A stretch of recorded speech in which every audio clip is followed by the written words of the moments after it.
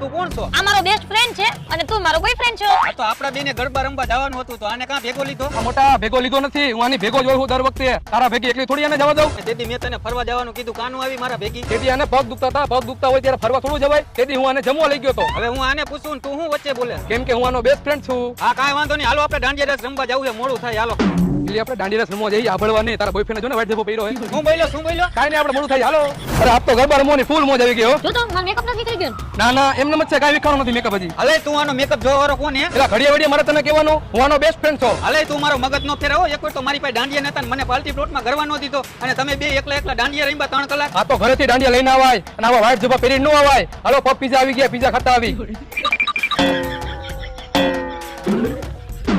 હા વરી કેવું best friend હે, કેવી સેવાયું કરે, દરવાજા ખોલી દે. મારે ક્યાં બેહવાનું? આ બે ખુરશી ખાલી અહીંયા બેસી જા, પછી નીચે બેસી જા.